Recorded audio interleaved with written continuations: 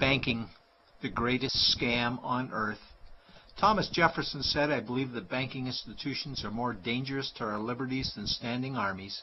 If the American people ever allow private banks to control the issue of their currency, the banks will deprive the people of all property until their children wake up homeless on the continent their fathers conquered." Jefferson's warning is already here. 40 million Americans are living on food stamps. Millions more are now homeless, living in tents, all because of one institution, the Federal Reserve System. The Federal Reserve is a group of private bankers who have stolen the money creation process from the American people. Most people still believe the Fed is an agency of the government working in our best interests. It is not. There is no greater form of evil in the world today, so let's explore the banking scam. None of us have ever been taught anything about money. The reason is to prevent us from learning the truth that money is a trick and money is a trap. When solving any crime, there's a universal truth: follow the money, but with the banking scam, follow it backwards. Where does money come from? The world's money supply is always growing. Where does all the new money keep coming from? Money comes from privately controlled global banks like the Federal Reserve System. They create money every day, which increases the world's money supply.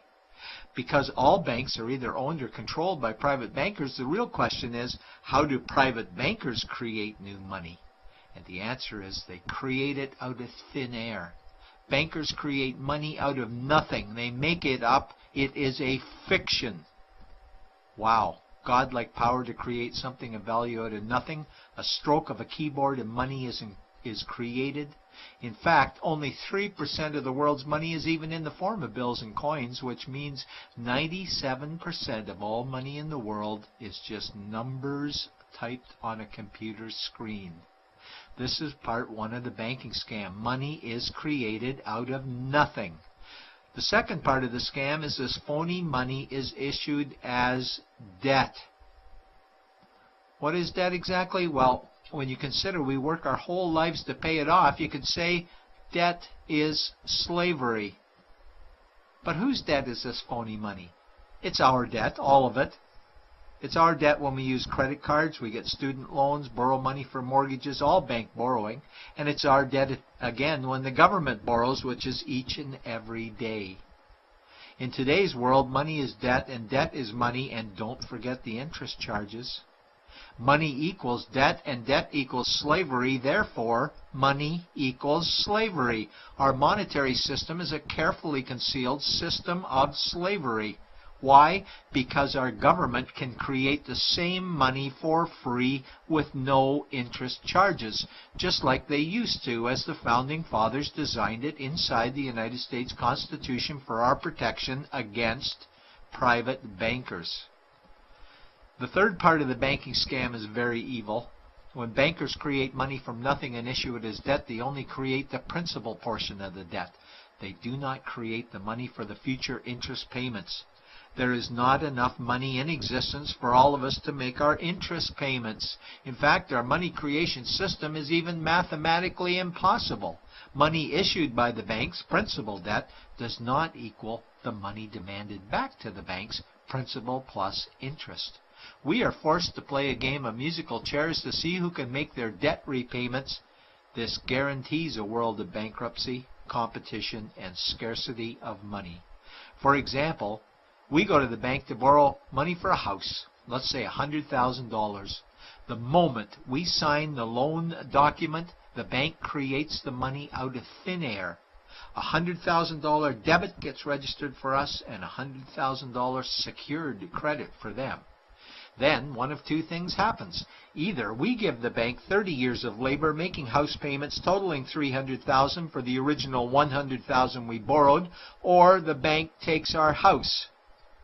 The bankers get either our labor for life or our house, and often they get both, all from money created out of thin air and issued as debt, for money made out of nothing.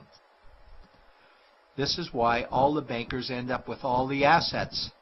The fourth part of the banking scam is inflation. People think inflation is prices and costs increase.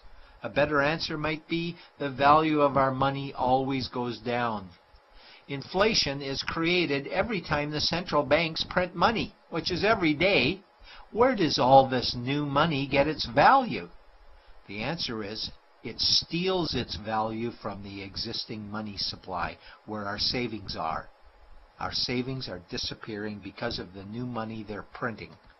If money creation was in balance with goods and services, there would be no inflation. Prices would stay the same. But the reality is banks always print money, driving prices ever higher, which steals the value of our savings, making them disappear.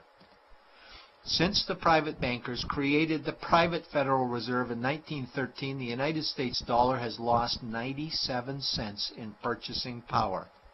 An item in 1913 that cost $100 in 2011 cost $2,230, a price increase of 2,130%. This is the banking scam. 4 parts. Private bankers create money out of nothing and charge interest on it. There is no money created for the future interest payments, and inflation steals our savings every day. In order for the banking scam to be pulled over our eyes, the bankers need help from the likes of paid-for politicians and appointed civil servants, military-industrial complex, mainstream media, multinational corporations, and the bankers' good buddies. For example, what do our banker-controlled television networks say about criminal bankers? Oh, bankers are our saviors. Chairman is Man of the Year. He saved the world. Bankers really do deserve their bonuses. They're so smart. And what do our banker-owned G20 politicians say we need to do? That we must save our banking system, and now we need austerity measures, like increasing existing taxes and bringing in new taxes, cutting our social programs, including education and health care, stealing from our pension plans while increasing the retirement age, keeping us working for more years at lower wages while placing our children and grandchildren in debt and servitude for their future lives. We are being lied to that we must go deeper in debt for bailouts, stimulus packages, quantitative easing, saving the too big to fail banks, credit easing, currency interventions, all names that mean the same thing, more debt to us. Is it not strange that the solution to too much debt is always more debt to us?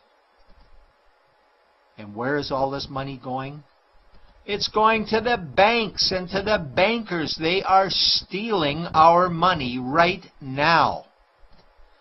0.1% of the world's population owns 2/3 of the world's wealth.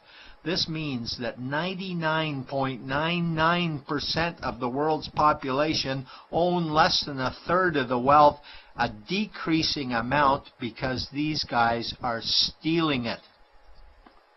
We desperately need to wake up to the banking scam. It is time for change. To retake control of our money system, we must stop supporting the banking scam.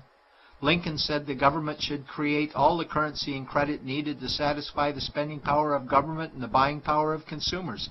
Money will cease to be master and will then become servant of humanity. And Jefferson said the issuing power of money should be taken from the banks and restored to the people to whom it properly belongs. It's a pyramid scheme.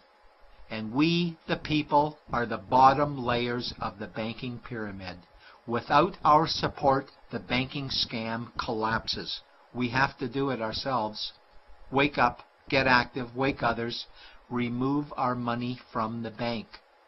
Buy gold and silver coins. Get out of debt. Rip up your credit cards. These actions will bring down the banking scam. Only vote for politicians who support debt-free money, or run for office yourself, and turn off mainstream media to search for the truth while you still can. And support every effort to end the Federal Reserve System and all the privately owned central banks. Let's bring these criminals to justice to get our money and our countries back before it's too late.